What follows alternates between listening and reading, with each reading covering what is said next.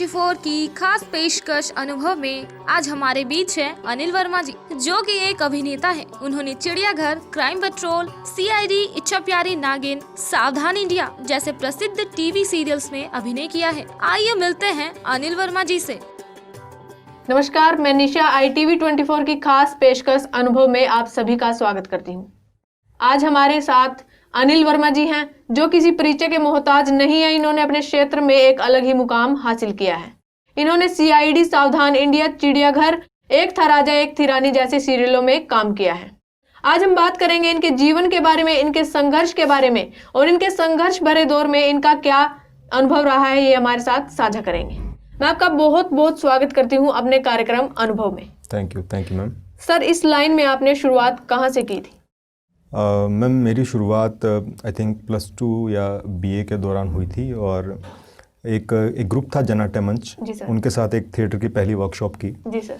और उनके साथ काफ़ी सारी स्टार्टिंग में काफ़ी सारी वर्कशॉप्स रही जी। और उसके अलावा कॉलेज में जब यूथ फेस्टिवल्स होते हैं, रत्नावली वगैरह होता था तो 3 साल हम मतलब पार्टिसिपेट रहा।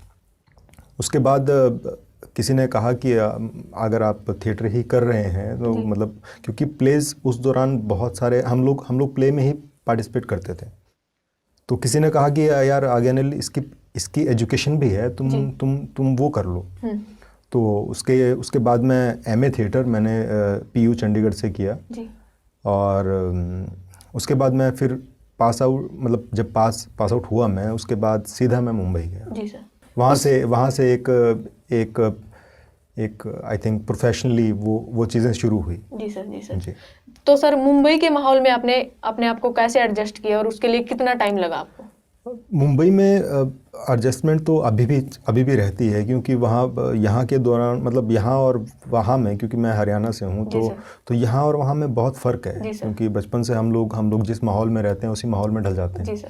तो यहाँ एक अलग मौसम है, वहाँ एक अलग मौसम है और भीड़, एक बहुत ज़्यादा भीड़ है वहाँ और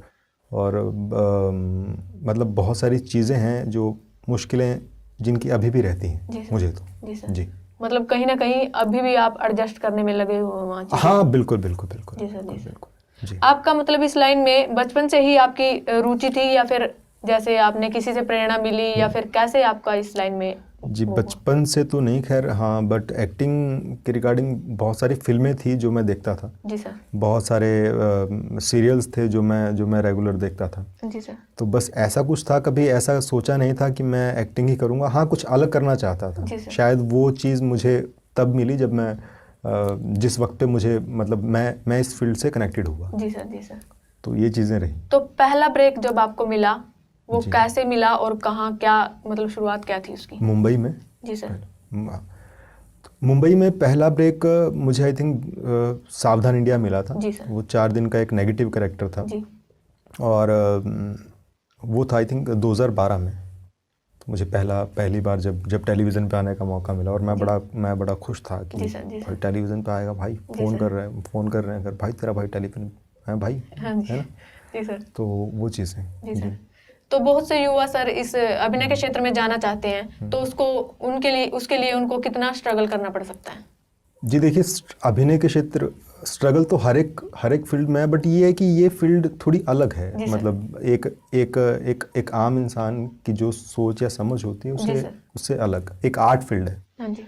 और बहुत सारे कम लोग ये जानते हैं कि ये भी एक प्रोफेशन है, ये भी एक अच्छा प्रोफेशन है, मतलब कि चाहे वो पेरेंट्स की क्यों ना हो। तो सबसे पहले तो कुछ ना कुछ करते रहना बड़ा ज़रूरी है, चाहे वो स्टेज करे या फिर मीडिया करे, क्योंकि इस फील्ड में अब जब जो एक्टिंग फील्ड है उसमें एक कंटिन्यूटी, कोई एक जॉब नहीं है है ना।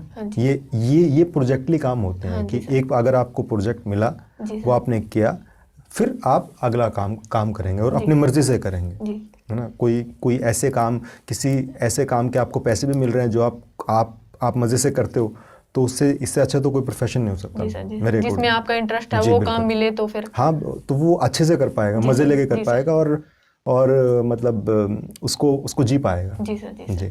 इस क्षेत्र में मतलब आपको आगे बढ़ने में किन किन समस्याओं का सामना करना पड़ा सर? समस्याएं तो स्टार्टिंग से तो, क्योंकि एक जैसा आपको माहौल मिलता है उस माहौल को चेंज करने में बड़ी मुश्किलें रहती हैं। जी सर।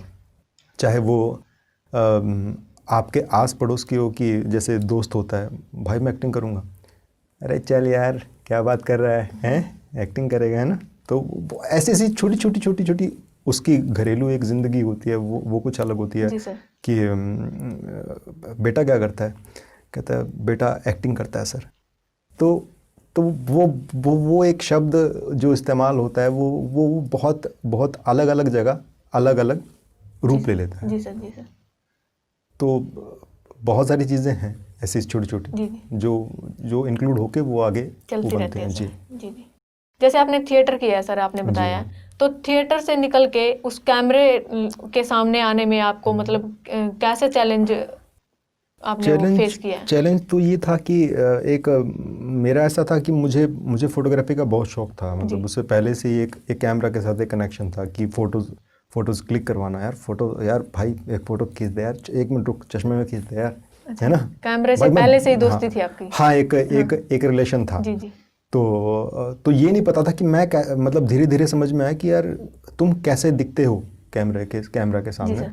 अगर तुम्हारे कोई मूछें लगा देगा और तुम अपने अभिनय को करोगे तो आप कैसे दिखोगे, जी जी, है ना। ये खुद को देखना फिर, और यार मैं हूँ क्या, तो ये चीज़ें होती हैं। तो उसमें तो हाँ, but technical point of view होता है, क्योंकि थिएटर में आपकी एक ब्लॉकिंग होती है, स्टेज के अकॉर्डिंग आपको ब्लॉक कर दिया जाता है कि जहाँ आप खड़े हैं, जहाँ पे जाके आपका डायलॉग है उसकी कई सारी रिहर्सल्स हैं। बट कैमरा एक्टिंग में आपको ऑन ऑफ होना पड़ता है कि 1 सेकंड में ऑन, 1 सेकंड में ऑफ, हाँ रेडी एक्शन, ठीक है। आपके डायलॉग प्रोफाइल होती है कि आपका कैमरे का एक आपको मार्क दिया जाता है कि आपको यहाँ इस मार्क पे आना है, किस तरह से वहाँ ब्लॉकिंग होती है। जी सर।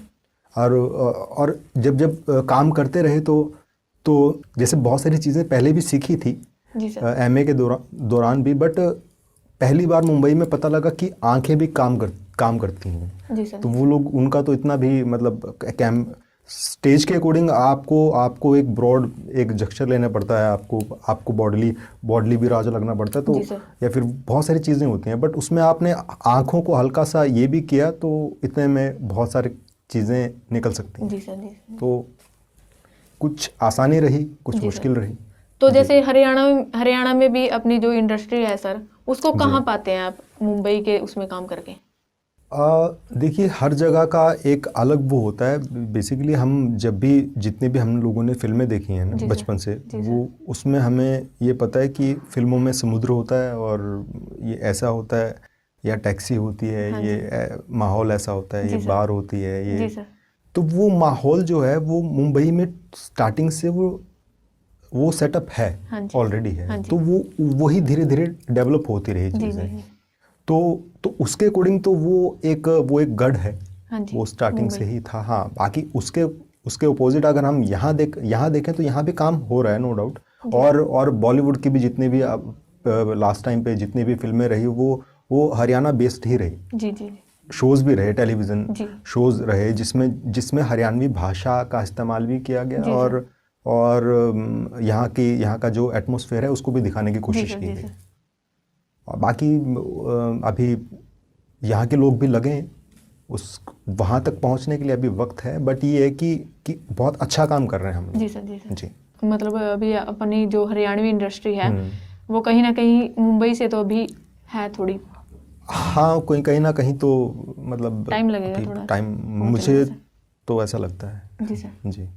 तो अपने अपकमिंग प्रोजेक्ट्स के बारे में हमें कुछ बता सकते हैं सर? जी, अपकमिंग अभी मैंने एक शादीशुदा बैचलर एक शो था वो किया था, अभी वो टेलीकास्ट होना है ये नहीं पता अभी कौन सा चैनल उसका रहेगा। जी। और श्रीमाल गाथा एक सीरियल है, वो माइथो है। जी। और एक फिल्म है 48 कोस, अभी उसका भी शेड्यूल अभी लास्ट मंथ हुआ है। जी। और उसमें पंकज बैरी जी बहुत सारे ऐसे लोग हैं जो उसमें काम कर रहे हैं। जी सर। तो उनके साथ भी एक अच्छा एक्सपीरियंस रहा। तो ये 2-3 प्रोजेक्ट हैं जो अपकमिंग हैं। जी सर। युवाओं को क्या संदेश देना चाहेंगे सर आप? युवाओं को रिगार्डिंग थिएटर और या सपनों की जो दुनिया कही जाती है उसके बारे में सर? तो सपनों की दुनिया के लिए तो ये है कि सपने देखने चाहिए हमें, और उसके लिए हार्ड वर्क करना चाहिए, क्योंकि कई चीज़ें हमें आसानी से मिल जाती हैं। जी सर।